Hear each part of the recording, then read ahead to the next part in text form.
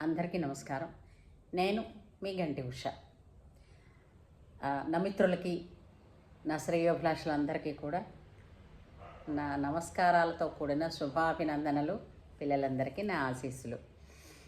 అయితే మనకి వేమన శతకమని, సుమతీ శతకమని, కృష్ణ శతకమని, దాశరథి శతకమని ఇలా చాలా శతకాలు ఉన్నాయి. చాలా మంచి మంచి, అంటే శతకము అంటే 100 అని అర్థం అండి.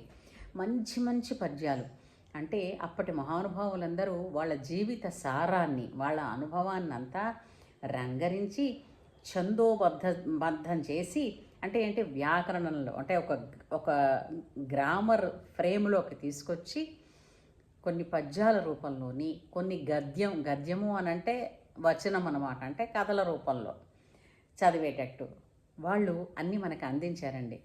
అలాంటి దానిలో సుమతీ శతకం అని మనకి ఒక అద్భుతమైన పుస్తకం ఉంది. అందులో అద్భుతమైన పద్యాలు ఉన్నాయి. ఆ పద్యాల సారం కూడా మనకి జీవితంలో ఎన్నో విలువలు నేర్పిస్తుందండి. అందులో కొన్ని పద్యాలు మనం వరుసగా చెప్పుకుందాము. అంటే ఇవాళే కాకపోవచ్చు, కొద్దిగా ఆ పద్యాలు తెలిసినంత మేర చాలా నానుడిలో ఉన్నవి, అంటే ఏంటి అందరికీ తెలిసినవి, ఈ మధ్య కాలంలో దాన్ని ఉపయోగించకపోవడం వలన మర్చిపోయినవి అంతే తప్ప, ఒక్కసారి నా బోటి వాళ్ళు ఎవరైనా గుర్తు తీసుకొస్తే మీ అందరికీ గుర్తుంటాయి. ఇందులో ఎవరికి మరుపు లేదు. సరే, ఒక పద్యం చెప్తాను. ఉపకారికి నుపకారము విపరీతము కాదు సేయ వివరింపంగన్, అపకారికి నుపకారము నెపమెన్నక సేయువాడు నేర్పరి సుమతి. అంటే ఈ సుమతీ శతకం అని చెప్పడానికి ఏంటంటే, పద్యంలోని ఆఖరి లైన్ ఏదైతే ఉందో అది సుమతి అనేటువంటి ఒక మకుటం, అంటే ఏంటంటే రైమింగ్ వర్డ్ సుమతి అనే మాటతో ఎండ్ అవుతుందన్నమాట. అందుకు దాన్ని సుమతీ శతకం అన్నారు. సరే, పద్యం ఏంటండి? ఉపకారికి నుపకారము విపరీతము కాదు సేయ వివరింపంగన్. అంటే ఏంటి? ఒక మేలు చేసిన వాడికి మళ్ళీ తిరిగి మేలు చేయడం, అంటే మనకు ఒకళ్ళు హెల్ప్ చేశారు, మళ్ళీ వాళ్ళకే మనం హెల్ప్ చేయడం అన్నది పెద్ద గొప్ప కాదుట. విపరీతము కాదు వివరింపంగన్, అదేమంత పెద్ద గొప్పతనమేం కాదు. అపకారికి ఉపకారం, ఎవరైతే నీకు అపకారం చేశాడో వాళ్ళకి నువ్వు ఉపకారం చేయాలి. ఎలా? నెపమెన్నక, అంటే ఏంటి? వీడు నాకు అప్పుడు చేశాడేంటి, నాకు అప్పుడు అంత ఇబ్బంది పెట్టాడు కదా, ఇప్పుడు వీడికి నేను హెల్ప్ చేయాలేంటి అని కారణాన్ని వెతుక్కోకుండా, అంటే నెపం ఎంచక, అంటే వాళ్ళు చేసిన అపకారాన్ని ఓవర్ రూల్ చేసి వాళ్ళకి కనుక హెల్ప్ చేస్తే వాడు నేర్పరి అని, అంటే సమర్థుడు అని చెప్పి అంటారుట. అంటే ఏంటి? మళ్ళీ ఈ పద్యం గుర్తుపెట్టుకోండి. మన తెలుగు భాషలోని అక్షరాలనే తగ్గించేస్తూ ఉంటే పద్యాలు ఎక్కడి నుంచి గుర్తొస్తాయి? కానీ ఈ పద్యాలు చదవడం వలన మన నాలికకి కూడా కొంత ఎక్సర్సైజ్ అవుతుందండి. తర్వాత నాలిక పలచబడుతుంది కూడా. పలచబడుతుందా అంటే ఇప్పుడు అదేదో తిన్ని అయిపోతుందని కాదంటే, నాలిక తిరగడం మొదలు పెడుతుంది కదా. అలాగా ఎలా? మళ్ళీ పద్యం నేర్చుకుందాము. ఉపకారికి నుపకారము విపరీతము కాదు సేయ వివరింపంగన్, అపకారికి నుపకారము నెపమెన్నక సేయువాడు నేర్పరి సుమతి. ఇది ఒక పద్యం. అలాగే ఇంకో పద్యం ఉంది. ఏంటి ఆ పద్యం అంటే, కందుకము ఓలి సృజనుడు కిందంబడి మగుడ మీదకున్నెగయు, మందుడు మృత్పిండము వలె క్రిందంబడి అణగియుండు మహిళో సుమతి. కందుకము ఓలి సృజనుడు. కందుకము అని అంటే బంతి, ఆడుకునే బంతిని అచ్చ తెలుగులో ఏమంటారు? కందుకము. కందుకము ఓలే అంటే బంతిలాగా సృజనుడు, బుద్ధిమంతుడు, మంచివాడు, క్రిందంబడి మగుడ మీదకున్నగి. ఒక బంతిని నేలకేసి కొట్టండి, మీరు ఎంత ఫోర్సుతో నేలకి కొట్టారో అంత ఫోర్సుతోనూ అది పైకి లేస్తుంది. అవునా? అంటే బుద్ధిమంతుడుని ఎవరైనా కింద పడదోయాలని చూసిన, కిందనంటే లిటరల్లీ నేల మీద అని కాదు, పదవిలో కానీ చదువులో కానీ వ్యవహారంలో ఎక్కడైనా తను మళ్ళీ బుద్ధితో స్వశక్తితోటి మళ్ళా చాలా పైకి లేవగలడు. మందుడు మృత్పిండము వలె, మందుడు అనంటే మందబుద్ధి కలవాడు, మృత్పిండము వలె, మృత్పిండము అనంటే మృత్తిక అంటే మట్టి, మృత్పిండము అనంటే మట్టి ఉండలాగా. ఇప్పుడు మట్టి ఉండి చేతిలో పట్టుకుని నేలకు వేసి కొట్టారనుకోండి, ఏంటవుతుంది? అది క్రిందంబడి అణగి ఉండి అక్కడ ఉండిపోతుంది. అది గట్టిగా నేలకేసి కొడితే ఆ మట్టి ముద్ద నేలకి అతుక్కుపోతుంది.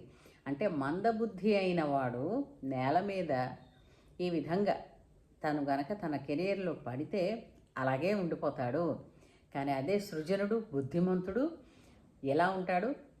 బంతి ఎలా అయితే కింద పడితే అంతకన్నా ఫోర్స్తో ఎలా పైకి లేస్తుందో అలాగా కింద పడినా పైకి లేస్తాడు. అంటే బుద్ధిమంతుణ్ణి ఎవరు అంటే బుద్ధిని కలిగి ప్రవర్తించేవాడిని ఓడించగలిగేవాడు ఎవడు లేడు. బుద్ధి తక్కువగా వ్యవహరించేవాడిని గెలిపించేవాడు కూడా ఎవరూ లేరు అన్నది ఈ పద్యం యొక్క సారాంశం. ఏమంటారు? 2 పద్యాలు నేర్చుకున్నారా? బాగున్నాయి కదా పద్యాలు కూడా. అప్పుడప్పుడు ఈ పద్యాలు మనకెంతో వివేకాన్ని ఇస్తాయండి. ఎందుకంటే ఈ పద్యాలు తలుచుకుంటున్నప్పుడు అనిపిస్తుందన్నమాట, ఇది చిన్నప్పుడు వల్లి వేయించి బైహార్ట్ చేయించి సడన్గా అడుగుతూ ఉండేవారు క్లాస్లో.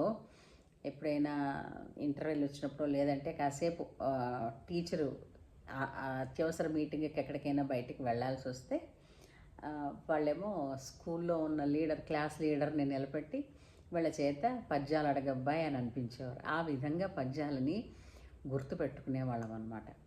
ఇలాంటివే పోతన భాగవతంలోనూ చాలా పద్యాలు ఉన్నాయి. అలాగే కృష్ణ శతకంలోనూ కూడా చాలా చాలా పద్యాలు ఉన్నాయి. 1 కాదు 2 కాదు, ఎన్నో పద్యాలు. అంటే వేమన శతకంలో కూడా చాలా పద్యాలు నేర్చుకున్నాం. అందులో వేమన శతకంలో చెప్పాలంటేను, అందులో మకుటం ఏంటి వస్తుందంటే విశ్వదాభిరామ వినుర వేమ అన్న పదం మకుటంగా వస్తూ ఉంటుంది వేమన శతకంలో. అందులో ఏంటంటే ఉప్పు కప్పు రంబు నొక్క పోలిక నుండు చూడ చూడ రుచుల జాడ వేరు పురుషులందు పుణ్య పురుషులు వేరయ్యా విశ్వదాభిరామ వినురవేమ. అంటే ఉప్పుని కర్పూరాన్ని 2 పక్క పక్క పెట్టి చూస్తే 2 ఒకలాగే ఉంటాయి, పక్క పక్కన పెట్టి చూస్తే. అంటే అలాగే ఒక పోలిక నుండి చూడ చూడ రుచుల జాడ వేరు. అంటే వాటిని టేస్ట్ చేసినప్పుడు తెలుస్తుంది, ఇది ఉప్పగా ఉంటుంది, కర్పూరం మంచి గుబాళించే పరిమళంతో ఉంటుందని. అలాగే పురుషులలో పుణ్యపురుషుడు వేరుగా ఉంటాడంటే పురుషులందరూ సమానంగానే ఉన్నప్పటికీ కూడా వాళ్ళల్లో పుణ్యపురుషుడైనటువంటి వాడి తేజస్సు అతన్ని ఇది వేరు చేసి పెడుతుంది. ఆయన తేజస్సు చెప్తుంది వీళ్ళ అందరిలాంటి వాడు కాదు అని. అలాగా ఉప్పు గప్పురంబు నొక్క పోలిక నుండి చూడ చూడ రుచుల జాడ వేరు పురుషులందు పుణ్య పురుషులు వేరయ్యా విశ్వదాభిరామ వినురవేమ అని. అలాగే ఇంకొకటి ఉందండి, అనగననగ రాగ మతిశయిల్లుచునుండు తినగ తినగ వేము తీయనుండు సాధనమున పనులు సమకూరు ధరలోన విశ్వదాభిరామ వినురవేమ. అంటే అనగా అనగా అనగా అంటే మీరు సాధన చేస్తూ ఉంటే సంగీతం అన్నది గొంతు శృతిపక్వంగా శృతి సుభగంగా వస్తుంది. అనగననగా రాగ మతిశయిల్లుచునుండు. అందుకే సంగీతం సాధనలో పాట పాడేవాళ్ళు ప్రతిరోజు సాధన చెయ్యాలి అంటారు. అనగననగా రాగం అతిశయిల్లుచునుండు తినగ తినగ వేము తీయనుండు. వేము అంటే వేపాకు. వేపాకు మహా చేదుగా ఉంటుంది కదండి. కానీ అది ఒకసారి ఒక్కొక్కసారి తిన్నప్పుడు చేదుగా ఉండడం కాదు, తినగా తినగా అదే రోజు అలవాటు చేసుకుని తిన్న వాళ్ళకి ఆ వేపే తీయగా కూడా అనిపిస్తుందట. అలాగే సాధనమున పనులు సమకూరు ధరలోన. ధర అంటే ఇక్కడ ఏంటి? ప్రైస్ కాదండి, భూమి. అసలు భూమికి ఎన్ని పర్యాయ పదాలు ఉన్నాయి, ప్రతి ఒక్కొక్క వస్తువుకి కలెక్టివ్ నేమ్స్ ఏంటి, ఇవన్నీ కూడా వ్యాకరణం. ఈ వ్యాకరణం అన్నది లేకుండా పోయింది. స్పెల్లింగ్స్ ఇంకా తెలుగు చాటింగ్నంతా ఇంగ్లీష్లో అక్షరాల రూపంలో చేస్తున్నప్పుడు ఆ లాంగ్వేజ్ ఇంకా అంతా భ్రష్టు పట్టిపోయింది. 56 అక్షరాల మాల ఉండేది మనకి, అక్షరమాల తెలుగులో. ఆ అక్షరాలు క్షరము లేనిది అక్షరము.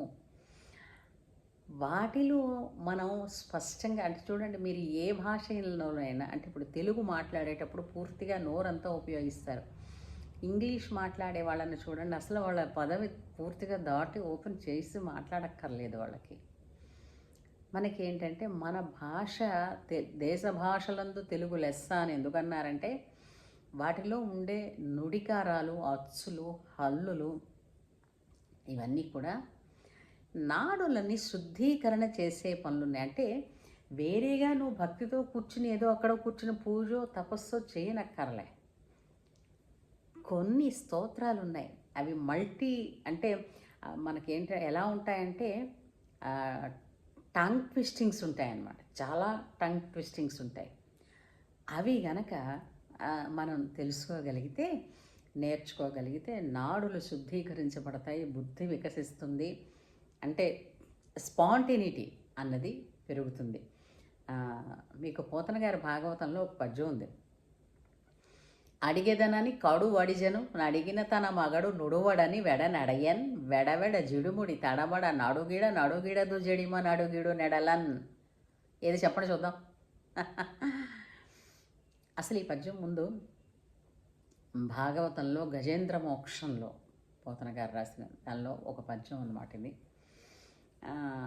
అంటే అడుగుదామని అనుకుని కొంచెం తొందరగా ముందుకెడుతుందట. అంటే ఏంటి, దీనికి ముందు గజేంద్ర మోక్షం కథ తెలిసినప్పుడు అది చెప్పుకుందాలండి. అలాగా ఈ పద్యం నేర్చుకుని చూడండి. ఇందులో డకారాలు చాలా ఉన్నాయి. అడిగేదనని కడు వడిజను నడిగిన తన మగడు నుడువడని వెడ నడయన్ వెడవెడ చిడుముడి తడబడ నడుగిడ నడుగిడదు జడిమ నడుగిడు నెడలన్. బాగుందా? ఒక్కొక్క పద్యం నేర్చుకోండి. ఏమంటారు? తెలుగు పద్యాలు కూడా మంచి పద్యాల కాంపిటీషన్ పెట్టినప్పుడు మంచి మంచి మార్కులు వస్తాయి వీటితోటి. ఏమంటారు? సరేనా? ఉండనా?